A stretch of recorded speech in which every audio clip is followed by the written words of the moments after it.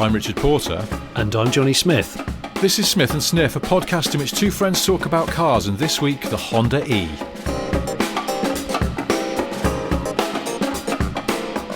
We had a friend of my wife's over at the weekend, and I have a bit of a problem with her. I don't know why I'm laughing already. But no, not in the sense that I don't like her. I really like her. She's lovely. She's a very lovely person, and she's a good friend to my wife, and it's not that. The problem I have with her is that until quite recently, she used to work for a cosmetics company, and she always wore and still wears their signature perfume.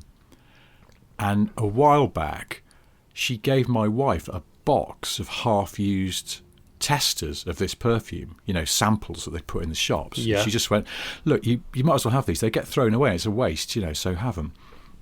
So she had a box of half-used samples. Okay, that's good. Reusing. Of their, yeah, good, exactly. But is it like 7 years worth? It probably would have been if you'd used it, but my wife's a bit like, I'm not sure this is really my smell, this signature scent. So she gave some of the fuller bottles away to other friends, and then she stuck some in the loos in our house as air fresheners. For poo camouflage. Well, in the loo where I like to go for a nice, relaxing sit down. Is that the one that I use when I'm at your house? Top of the stairs? Yeah. Because it's out of sight, out of mind. It's at the top. Yeah, heat rises. Good position. It's easy. Yeah. So after having a nice bit of quiet time in there, I'd give it a little spray. Only one, because it's quite strong. Yeah. It masks. It kind of masks. And here's the problem. Now, when I see my wife's friend and she's wearing that signature scent, technically she smells lovely, but my brain tells me that she smells very slightly of shit. It can't. And that's it can't the problem be, that I have. No, it can't be undone. The connection, no, the neural connection can't be undone. No. It's have to have like electroshock therapy or something to shift that one. But it's weird. My brain just goes, ooh, that slightly vanilla-y perfume. Smells of poo, little undercurrent of poo there. No, there isn't, brain. There it is. Well, I used to just go trad and have a box of Cook's matches, and because I used to enjoy just the striking and the ritual of the flame. Call me a caveman. This was pre-smartphone era, and what, now you've got an app that does it? Well, no, I just, now you tend to go on eBay or whatever. A Car and Classic. The problem is my wife would go, it now just smells of burnt poo. Yes. And when there's like a birthday party and someone blows out candles, she associates it that I've got a particularly ripe one and kind of run away. And so I think it's ruined. There's a salutary lesson here, isn't there? It's ruined. Be very careful what you use to mask the smell of defecation. Defecation's what you need if you want to be a defecator. Anyway, I thought I'd just share that with you. But now what I really want to talk to you about is last week I got a bit jazzed about that Bentley Mulsanne for sale. Yes. Well, Bentley Mulsanne update. Okay. I haven't bought it.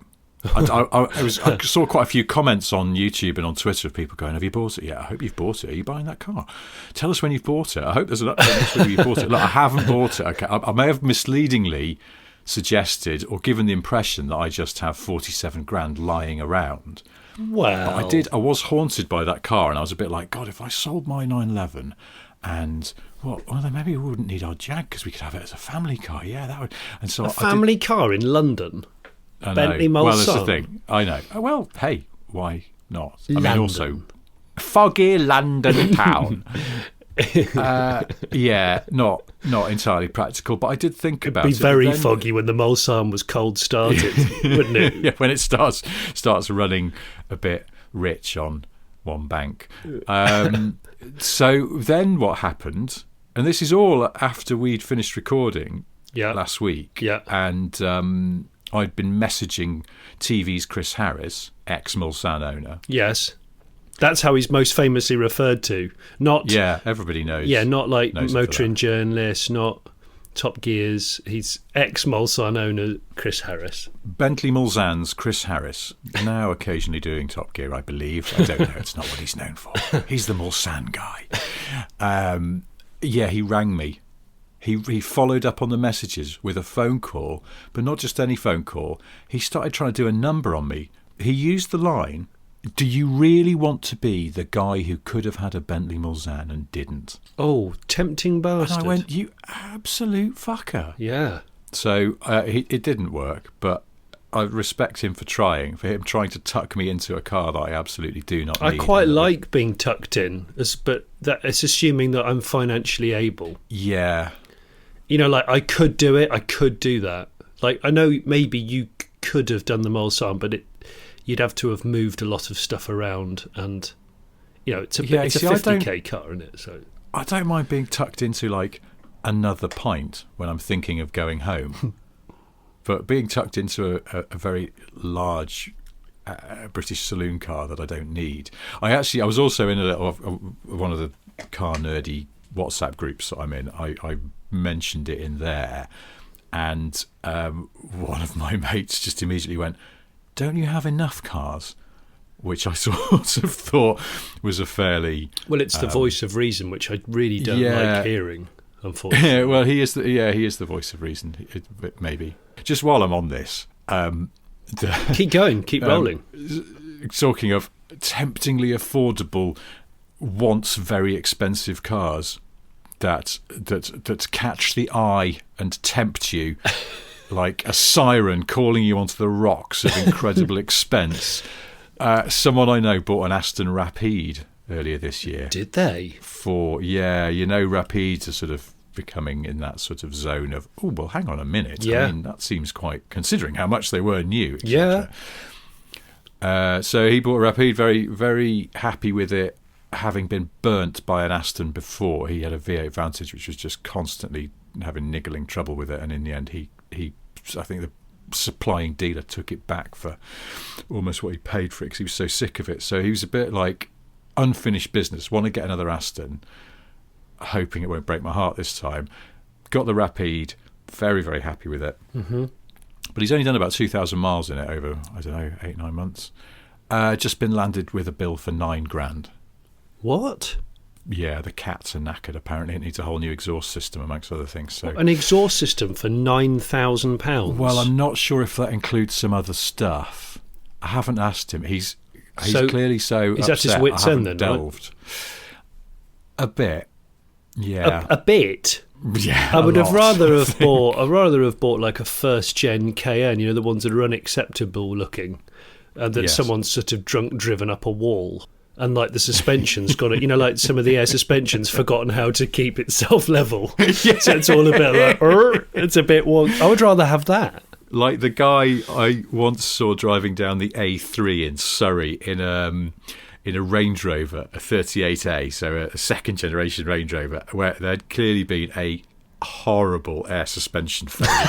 It was like a lowrider, but he was a bloke in his 50s, I would say, grey haired, you know, and there's nothing funnier, I think, than someone who has a bit of dignity losing some of that dignity but stoically carrying on. And that's what this guy was doing, because you could see his head was sort of being bounced around by the poor ride quality that resulted from, I don't know, all the air leaking out of the suspension, I guess. He's the captain of a sinking ship that's just staying on it, isn't he? The ship is slowly going down, but he's continuing. It's okay, I'm still going.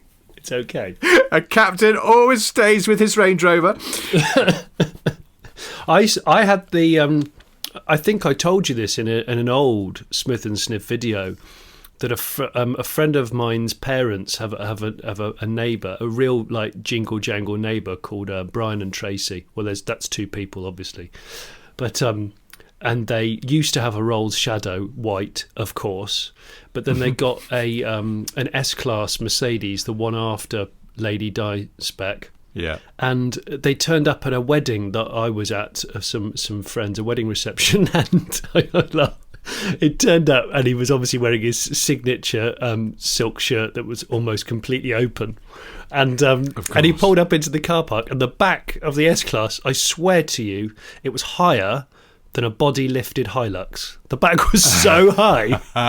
There was pure like negative camber going on at the positive camber going on at the back. And I said, Brian, and he looked at me and he went, "Don't say anything. I know exactly what you're going to ask me. Don't say anything." And apparently it was the self-leveling system had just gone haywire, and it was as high as it would go, and it was like pulling on brake lines and all sorts. It was, oh my God, it was hilarious. I didn't realise they could go that high. It looked like a trophy truck S-Class. I think secretly Brian was like an overlander, you know, these people that buy passenger cars and turn them into off-roaders, which seems to be like an increasing cult thing to do, which I really like, because it flicks the V's to SUVs, which I'm all for. I don't mind that, and I sort of feel like it's a trend that might happen in production cars, because there's been whiffs of it. Yeah, I was about to say, I really hope so. Lamborghini did that concept, didn't they? That Gallardo that was sort of safari-ized a bit, and it did look quite cool. Yeah. And if Porsche can find it in themselves to be a bit sort of sillier than they are normally, I think they could do some safari, because people are doing it anyway, aren't they? And it's legit to their heritage. Yeah, and the snow race type cars and the So I don't mind. I mean, that's the thing. I feel like the Safari 911s now, it's like everyone's getting a bit giddy with that. It's happening a bit too much, and someone needs to be a bit more original. But it's like, also, I put this on Twitter week before last, I think, that Safari 911's all well and good, but once you see a picture of a proper Dakar spec 959, everything else just business, lives in the shadows. Yeah, exactly. But would it be nice if you could buy a base model 911 with obviously bits stripped out of it, and it's on steel wheels, and it's triple the ride height? well, yeah, you know, like kind of like Porsche do an aerial Nomad.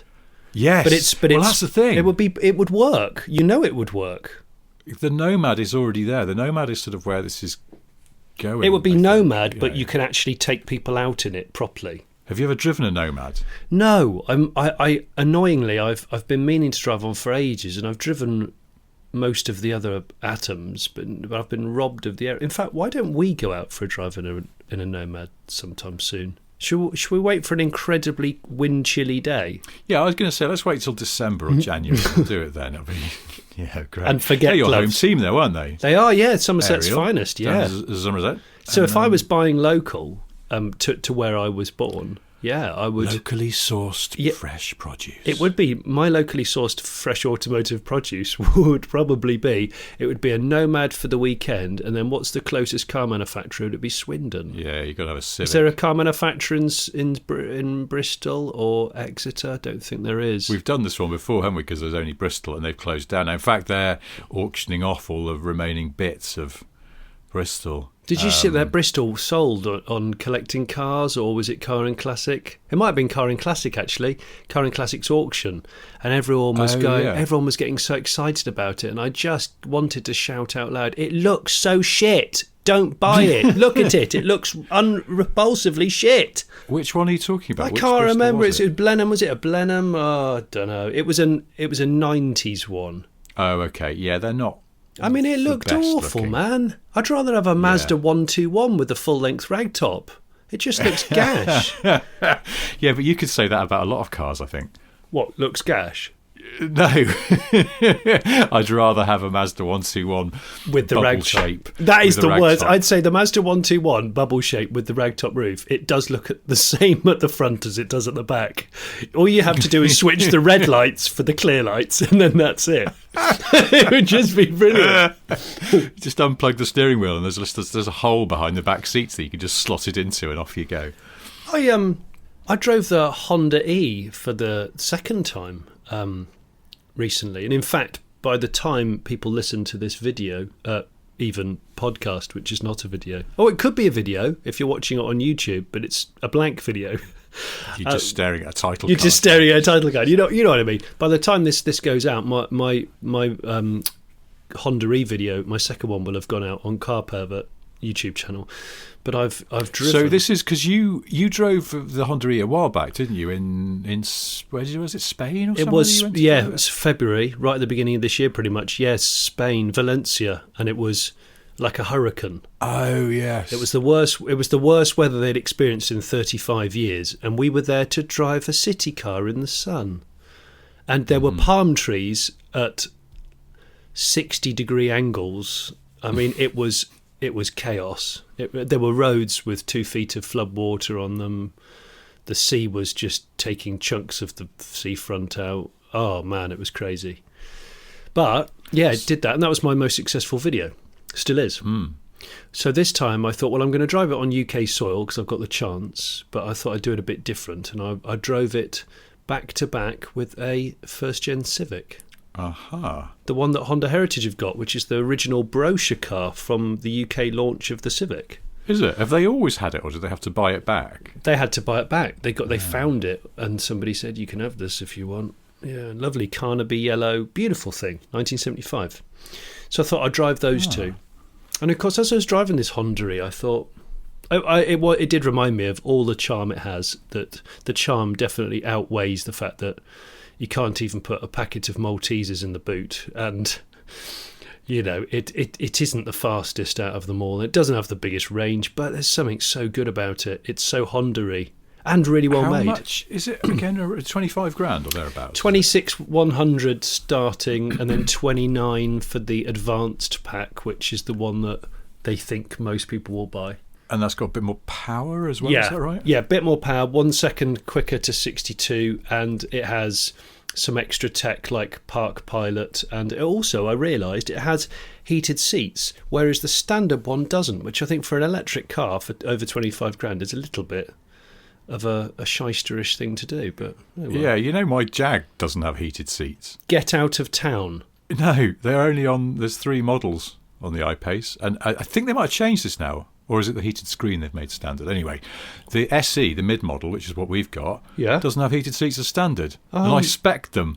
And then they forgot to put them on. They forgot? Not Jag's fault. The dealer that supplies the lease company messed up the order. Oh my gosh, if you'd actually bought that car, you'd be furious. I know. Well, they said, look, here are the options.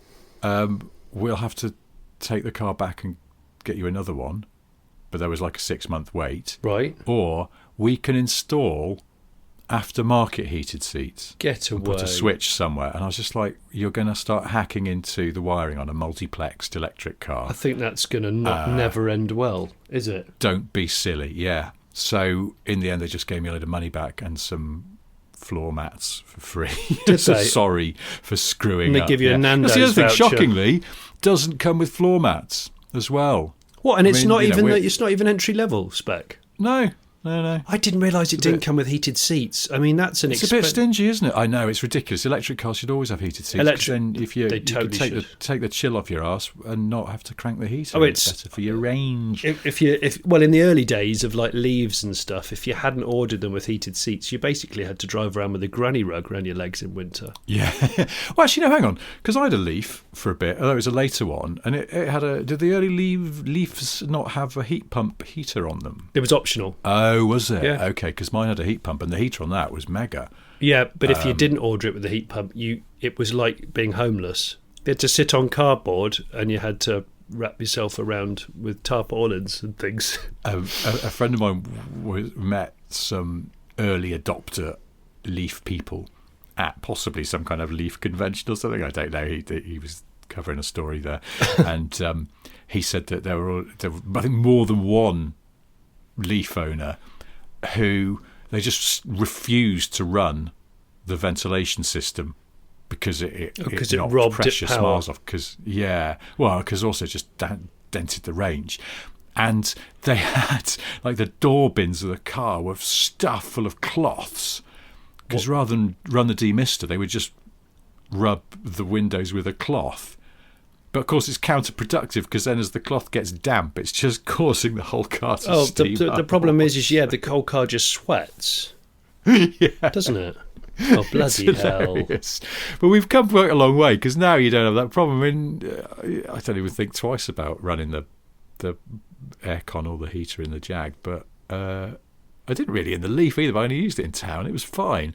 And it had heated seats. When I was driving this Honda-y, obviously I remembered all that stuff, and I hadn't got to drive it hard anywhere because of aforementioned Valencian storm weather when we were filming. Valencian Stormweather was a character in Game of Thrones, wasn't she?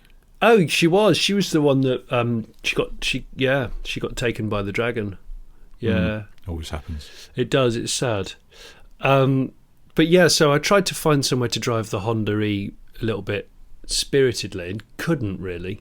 But you can't turn the traction control off. So, which is a shame because like my Kia Soul electric, for example, one button and you don't even have to hold it. You just tap it as quick as can be and you have no traction control at all. And it's wonderful. Really? Yeah. Does it get a bit scrabbly? Oh, it's the most scrabbly thing I've driven since the 90s, I would say. That's what I thought it's with brilliant. that I enjoy Hyundai Kona.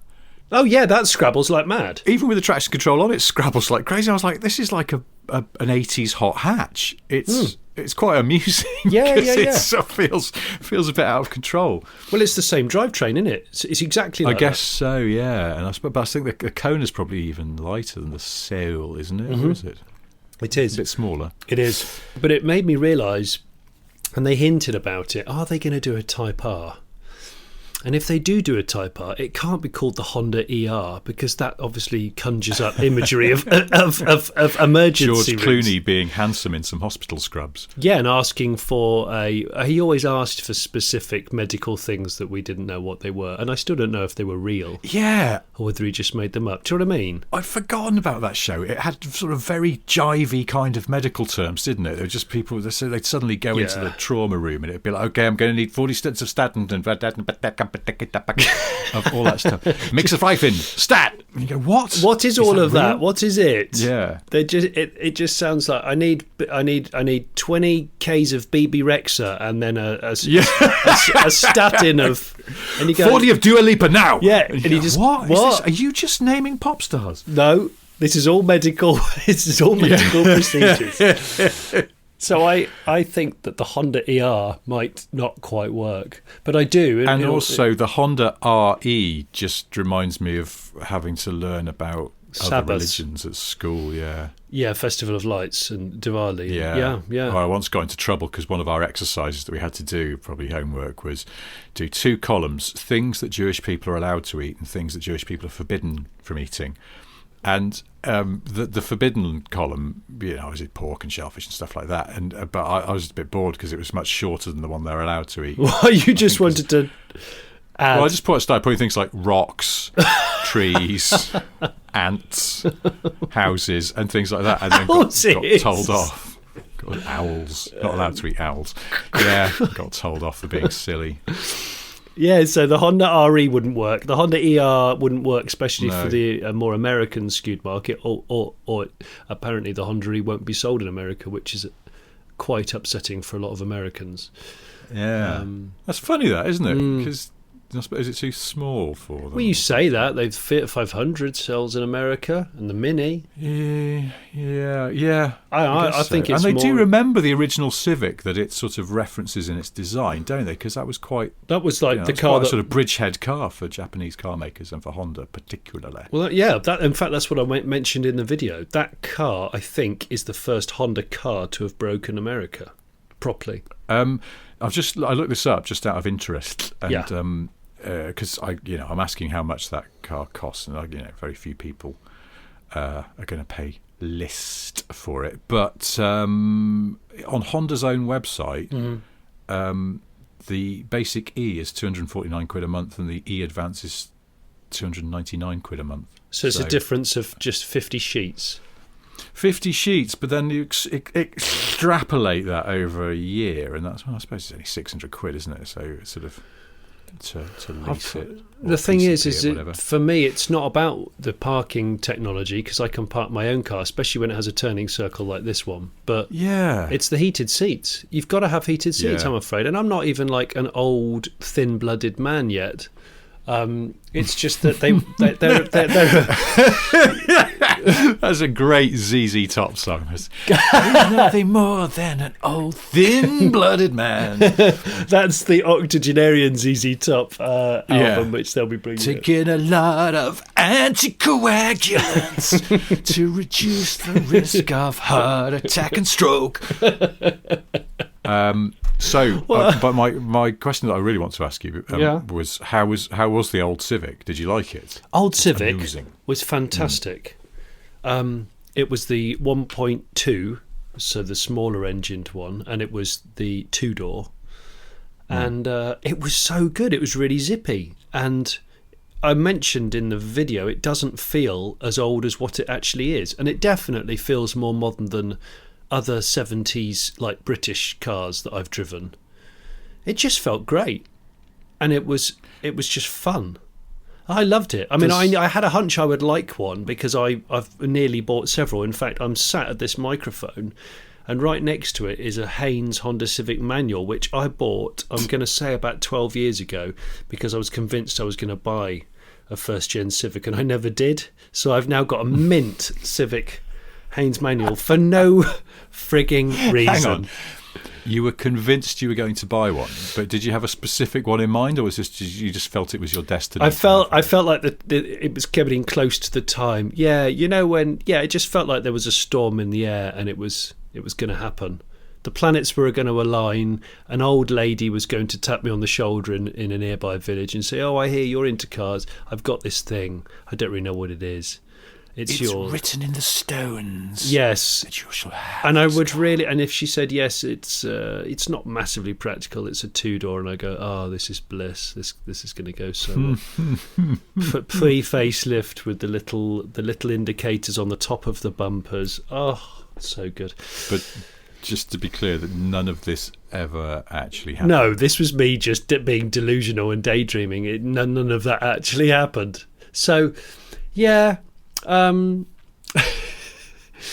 Yeah, no, I've never owned one, but I drove that one and it was a little joy. And also when you park them next to one another, your hunch is confirmed that they really do look quite similar, and the Honda E is the spiritual successor to the Civic rather than the new Civic being comparable to the Civic, because of course the new Civic is like two segments of car bigger than the old Civic. Like a lot of cars, they've all grown. But the E... But the Civic really has sort of jumped, hasn't it? Because... Well, it's massive. The new Civic's massive. The original Civic came out in what, sort of 72? 73? So, yeah, and so not that far off the Golf. No, not that. I would say that, but the original Civic would be smaller than a Golf, wouldn't it? Smaller than a Golf, yeah. Do you want? And do you want? Now kind of listen, matching strides with a Golf and size wise. Let me get my look. I've got my Haynes manual here. General dimensions and capacities. The two-door, except North American market, is 3,695 millimeters long, and it's 3,810 millimeters wide. Sorry, well, no, that's the North American length. Sorry, no, forget that. It's 3,695 millimeters long, and it's 1,505 mil wide, and its wheelbase is 2,200 millimeters. Keep saying centimeters. Stop it, Jonny. Yeah, that would be a long car. That would be a long wheel. I didn't really think when we started this podcast talking about my wife's friend, who I mistakenly believe smells of shit, that we would end up doing a deep dive into the dimensions of the Mark 1 Civic. But okay, how much do you think a Mark 1 Civic two-door with a manual gearbox weighs? I bet it's really light, isn't it? Mm-hmm.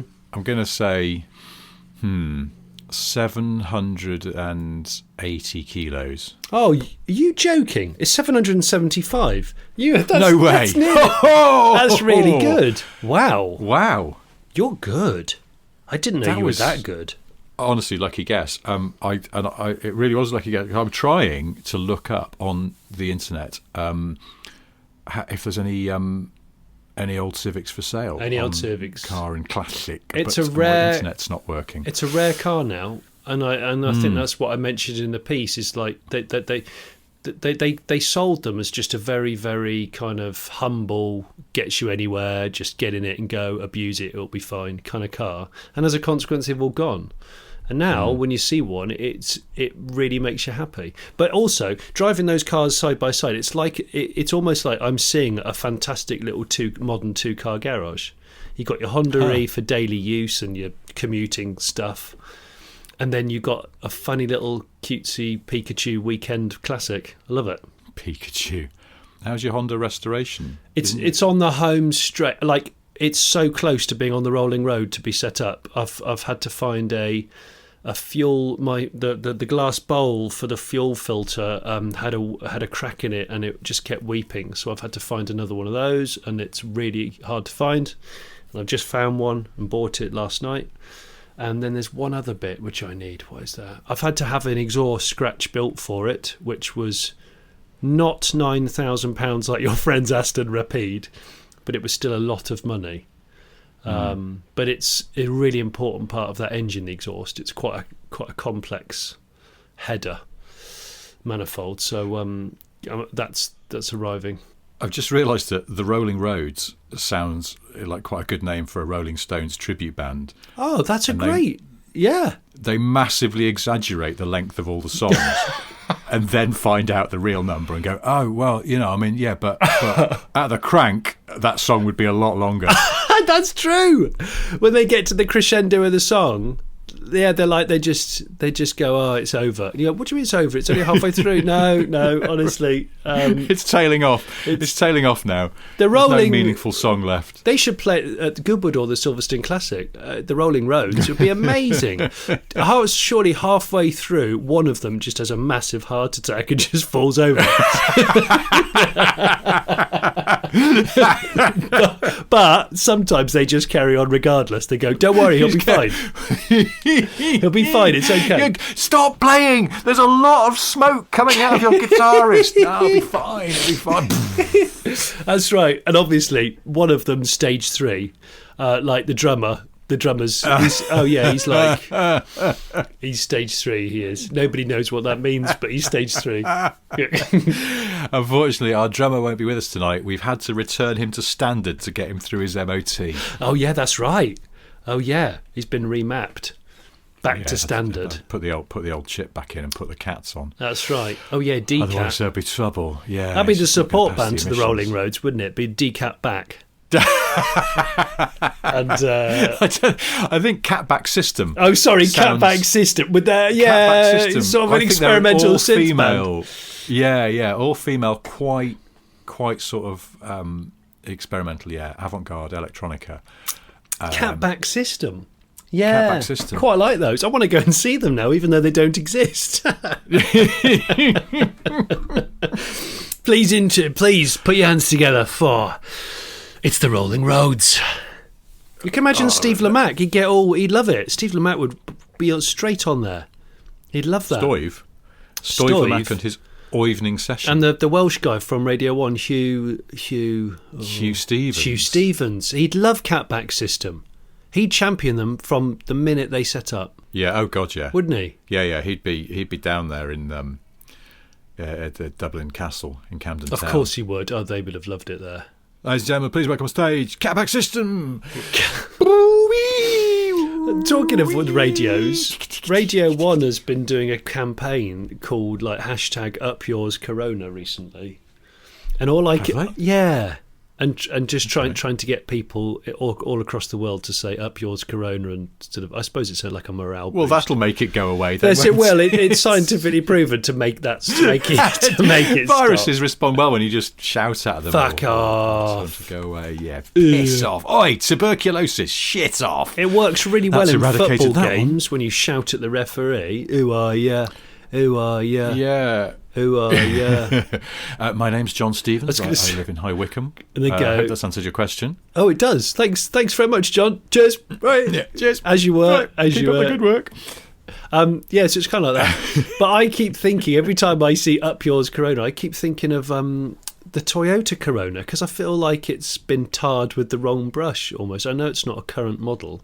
Or is it? Is it still available in Japan? No, it's not actually. I think they stopped, didn't they? It's probably stopped, but more recently than you think. What did it do? Did it go into the 90s or the early noughties or? I don't know, and I'm not sure I can look it up because I don't think my internet is still not working properly for some reason. It's because we're using all of it in order to chat. Somebody's phoning me. That's so unprofessional during a cast, isn't it? Cast. Oh, hang on. Here we go. Cast. Yeah, 2000. Oh no, wait. Hang on. That's bollocks. Toyota Corona. I found some brochures online because I was just investigating what they look like. The 1982 Corona brochure is particularly atmospheric. Have you noticed now? I know this is a sort of might be a particular gripe to the jobs that we do, but I needed to look up the sizes of some cars. Yes. For journalistic purposes, and it's car manufacturer websites, which are basically are the brochures now, aren't they? Yeah, they are. Yeah. I don't know. I think a few people will still send you a brochure, but by and large, even if you do the get brochure option on a website, it's just a PDF now. And that's right. But just trying to find out how long or wide a car is on some manufacturers' websites is, oh my gosh, Rich, needlessly difficult. Were you me last night at about midnight? Because that's precisely what I was doing at about midnight last night. I was trying to find. I was doing a comparison for the video for this Honda E and Honda Civic video. I was trying to find the dimensions of the Mini E, the Zoe next to the Honda E, next to the VW E-Up, and it took me about an hour. And it's like, how has it taken me so long? Because some dimensions I would get, and I just didn't believe them, and my hunch was correct. So when I searched again, I was like, no, that's out. That's not right.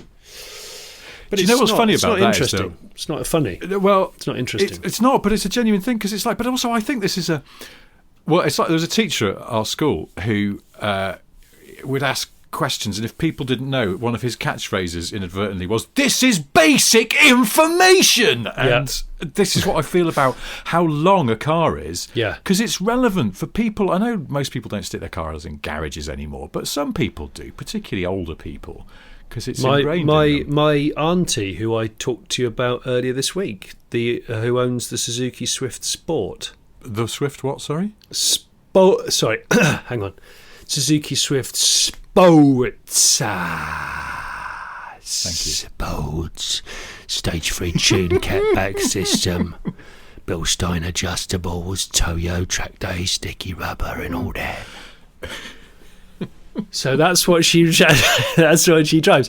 However, she does use her garage. She's trad, and she's always used the garage. And when she was looking at the Suzuki Swift Sports, she wanted immediately, before she got in it, before she'd even got tempted, she wanted to know the dimensions, and because she wrote off one of her choices on the basis that it was too wide for the garage. I know a Volvo C30. She said, no, it's too wide, can't fit that in, because she's been a Volvo buyer over the years, and then went Seat, and now she's gone Suzuki. But yeah, I love the fact that she's 73 and she bought a Suzuki Swift Sport. I like to imagine she's doing a little cheeky sort of heel and toeing in those kind of soft pumps that ladies of a certain age like to wear. Oh, she's Auntie Margaret. She's great. And I said, when she said she'd ordered it, I went, the Sport, like the real Sport version. She went, yeah, 1.6. Apparently it's quite. I think it's 1.6, isn't it? It's apparently quite nippy. Yeah. I said, quite nippy. I said, yes, it's like quite a performance car. She said, well, I said, it's really firm. You know that, don't you, Auntie? And she goes, yeah, well, I do like firm suspension. I had a car before and it was just too soft and I just didn't like it. So I was like, okay. And I thought when it arrives, she's going to have a hell of a shock. But no, she loves it, apparently. Was it a second generation Swift Sport? Well, let me think. She got it new. She's probably had it 3 or 4 years now. Okay, yeah, that sounds like it'd be a second gen. Yeah. And they had, from memory, the ride on that was, I thought, quite acceptable. Because I had a first generation one as a long-term test car from Evo, and I loved it. Yeah. And there were just sort of one or two things that I wasn't... I think to remember there were sort of 3 things about it I didn't like, but they didn't spoil the overall thing. It was like it was a 5-speed box on it, and it could have done with an extra gear to make it quieter and less frenzied on the motorway. Was it really low geared? I bet. It was pretty low geared, yeah. Very revvy. Yeah. Lovely. But yeah, and then second generation, they gave it a 6-speed box. The interior on the first one was okay, and it had a really massive key. It had keyless, but the key was massive. It was a real kind of... It looked like you got a stiffy when you put it in your trouser pocket kind of key. And then the second one, they gave it this lovely little tiny dongly thing that was, and it's like, it's almost like they knew. They went through the first one, they went, here's what is annoying about this car, let's fix it. And the third thing was, the first one was supposed to have been run on super unleaded. A very high compression ratio, because it was basically a little competition engine. It was a rally homologation car, essentially. And so you're supposed to run it on posh petrol, which is, apart from the fact you can't get it everywhere, it's just an added expense, and it was quite thirsty for a little car, mainly because you drive it like a complete flute. Yeah, exactly. And the second generation one, they I guess they just retuned the engine and changed things, and you didn't have to run it on 98 anymore. And that was it. It was, as far as I was concerned, like the second generation one was just getting so close to perfection. And the ride, from memory, was a little bit less manic, bumpy. Yeah. It was a great car. Well, I'm going down to see her quite soon, because I haven't seen her pretty much this year. So I might see, and probably won't be allowed, but I might see if I can actually take it out for a drive. If I do, I'll do a short video for you, because it's I'm just so impressed that she's got it. I think it's wonderful.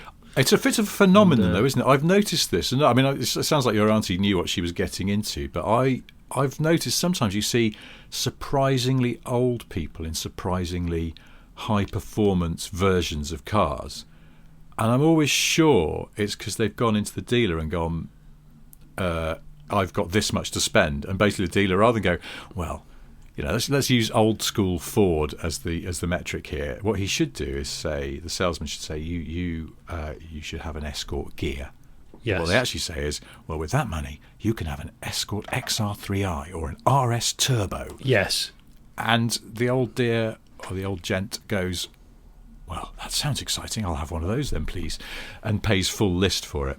And never uses a third of its capability. No, exactly. And also, it exacerbates their osteoporosis a treat because of this firm suspension. I think that happens a lot. But do you remember when we were doing one of the last Smith and Sniff videos, when we rendezvoused at our favourite services? Oh, yeah. And there was an old couple in a Golf GTI. Is it a TCR? What was the... Was it a Club Sport? I think it might have been a Club Sport. Hang on. What did you just say? Clubfoot. Club Sports. Oh, sorry. Club Sports. Yeah, do you remember them getting out of it? And he was really, yes. really... it was mint. It looked like it was. It had only just been... And we both looked at one another and went, what, he's got that? Wow. Okay. Yeah. Okay. So I don't know why I've suddenly thought of this, but I once saw a man in an Impreza Turbo pull at some traffic lights. He flung the driver's door open, vomited expansively on the road, and then just shut the door. The lights went green and off he sped. It was like an all-in-one sort of smooth and fluid movement. And I was just like, what's the story? What's going on? Are you ill? Are you drunk? Are you... Is Impreza's very firm ride has caused your stomach to become agitated? It was weird. Do you know what it was? He looked at the Impreza's dashboard for too long, because let's face it, those cars do have an incredibly crap-looking cabin. They always did. It got worse, didn't it? I mean, there was a kind of unfussy functionalness to the original one. It was all about the seats and the drivetrain. That was it. Good seats, good drivetrain, lovely gear change on it, and a little switch with bright written on it, which inexplicably made the clock a bit. Oh yeah, I forgot. Never understood why you give it the. I mean, it's the size of the switch as well. It was not a small switch. It's like you've given too much magnitude to a tiny function. Why didn't they just have a simple thumb wheel for the dimmer? Yeah. You know, like most cars. I mean, even my Beetle's got a dimmer for it, and that's a basic 60s car. What? Yeah, it's got 60s Beetles have instrument dimmers. Yeah, I mean, there's only one instrument. It's the Speedo. But yeah, it did. It's just a resistor that just dims and brightens. Yeah. But I don't know if that was... Mine was the deluxe model. It might have been part of the deluxe thing. I'll have to check that out. I'll have to just double check that. Talking of Imprezas, the age-old rivalry between Scooby Impreza versus Mitsubishi Evolution, Lancer Evo. Yes. I've just heard on the grapevine that Mitsubishi might be pulling out of Europe. Yeah, the official line, when they announced that, it was like almost a week ago, wasn't it? They said that they are not going to launch any new models in Europe. Which means they'll just let the existing stuff wither on the vine, won't they? I mean, it's like they're just propped up by that awful Outlander Fev, aren't they? Because lots of people buy that because it's good technology in a rather dismal car. But yeah, but they are a company of one car and one truck. Yeah, pretty much, aren't they? Well, exactly. And they're just. I mean, is there any Mitsubishi these days that you go, ooh, I like that, fancy one of those? No. The truck's consistently good, and the current one actually, I think, looks better than it has in about a decade. But the Fev, the 7-seat jobber, why don't they just sell that to like somebody else to make? Because if that was made by, I don't know, let's say Ford or Vauxhall, that would actually be really good. You know, in terms of for them, for their lineup, and then Mitsubishi could just close the stage doors and just take royalties. You know, like a Christmas number one that you only were a one-hit wonder. You just sell the Fev. But they're still going to be around in the rest of the world. And they haven't officially said they're pulling out of Europe. It's just the writing seems to be on the wall. And I think the rumour is that the UK importer has written to all the dealers and gone, look, guys, listen, guys, listen, guys, listen. It's probably all over before you know it. So we're going to look around and see what other cars we could import. Which well, can I ask you? This threw up my ears and my senses, and I thought I had to ask you, which would you go for in the age-old '90s rivalry? Would you do Lancer Evolution, or would you go Impreza? And if so, which variant? Well, you see, I'm an Impreza person all the way. I mean, I liked those Evos sort of when they started bringing them in 6, I suppose. When it was sort of, you know, they were the 6 was the one that everyone properly took notice of because that was the... So I remember I think I've driven 6, 7. I think I've driven Lancer Evolutions 6 to 9, and then I had a 10, which was a totally different and new car, as a long termer from Evo magazine, and I hated it. It was awful. It was I went on the launch of that car, I remember. That was the car that... It was just an annoying piece of shit to live with. It really was. Did you have the paddle shift or not? No, it was a manual. Okay. You know, it wasn't. I'm being unfair, but I just didn't. But I disliked it so much that towards the end of its time with us, the mag went, "Can we have it back at the office, please, so someone who likes it more can drive it for a bit? Because you just keep moaning about it in your long-term test reports. Because it was just it. You had to absolutely. I thought that the earlier ones, they felt sort of nice and lively and fun, even if you weren't absolutely on the ragged edge. And this one, it just sort of wasn't, unless you were totally rinsing it, and then it felt like you might die or crash into someone or something. So just couldn't enjoy it. And I just thought it made you look like an oaf as well. But Imprezas, which I know can also make you look like an oaf, they're nice even at 10 miles an hour because they make a funny noise, and the gear change is better than an Evo's, I think. I mean, everyone likes the Tommy Mackinnon edition of the Evo. I prefer the Impreza because of the flat 4, always have done. Yeah. But what I would say is my favourite Impreza is probably the 2-door one. Was it the Type R? There was the P1. The P1. Was a 2-door. The P1 was a 2-door. And the 22B. That's it. You remember all the words. The P1's the most expensive Impreza, isn't it? I think it's the most desirable. Yeah. It's proper numbers now to buy. Yeah, they are, aren't they? I just talked to a chap that you've been interviewed by as well for a classic car website, and I did an interview with him last week, and we were talking about this because he asked if I could tip 5 future classics, and I said those earlier Evos and Imprezas will definitely keep going up because the 90s generation that used to play them in games and used to covet them as cars that featured in magazines, and they're probably getting to an age where they can afford to start buying them up as classics. And That's true. The one for me, Impreza-wise, was the first Impreza Turbo I ever drove, which was an RB5. And I just absolutely adored it. And most Imprezas I've driven since haven't quite come close to capturing some of that magic. But the Richard Burns version. The Richard Burns, yeah. So it's funny, isn't it? It was sort of, because that's in a way, it was sort of like Blur and Oasis. You had to pick a side. Yes, it was Blur and Oasis, but in cars. Yeah, it was. I did sort of like some of those Evos 6 to 9. I remember enjoying them, but just not as much as Imprezas. If you had to make me pick, Blur and Imprezas, please. I think the ultimate for me would be to own a really Larry Impreza, but I would tow it to shows with a Mitsubishi Pajero Evo, just to say, don't worry, I'm in both camps. I just couldn't be bothered to buy a Mitsubishi Lancer Evo. I've gone for the Pajero, which I do love. Or just get a Forester Turbo. Oh, what were the weird Japanese ones? They did an STI of those, didn't they? There was an STI one, yeah, which I think... Was it an STI or was it just a normal Forester Turbo that I once got into a unintentional four-wheel drift going through the junction where the A1 meets the North Circular in North London very late at night. Oh, really? And I know that bit. Yeah, I got... They've redone it now, but this is way back in the day. There was a funny little sort of ridge in the road, and I skippity hopped over that, and the car started going a bit sideways, and it was all a bit exciting. But then it just sort of held that stance, and I sort of just slithered in the direction I was intending to go, but at a slight angle, and then I just eased off, and it straightened up, and off we kept on going. I was starting to sound like a fucking cliche when I was about to say dab of Oppo, but anyway. The only reason why I asked you if you preferred Evo to the Impreza was because this Christmas I know whether to buy you a Rally Art jacket or a 555 jacket.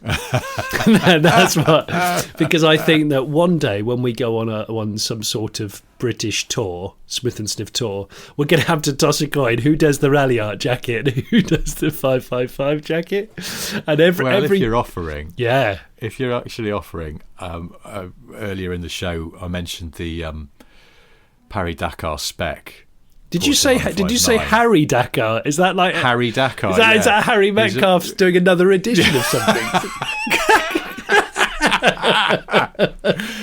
It's Harry. He's let his hair grow quite long at the back again, and he's very deserty, but he wears sandals still. Yeah. It's strange. Still, I don't know that Harry wears sandals now, but he does it at desert. Nomad spec Harry. He's also entering the Dakar, but he refuses to wear any safety gear at all, including he's just wearing an open linen shirt and no helmet. And he's doing it in his Countach as well, so he's had it lifted for some reason. Countach with a couple of homemade snorkels using like Plum Centre like induction. If you're listening, Mr. Metcalf, which you're probably not because you're a sane man, I really think we should do the Harry Dakar, please.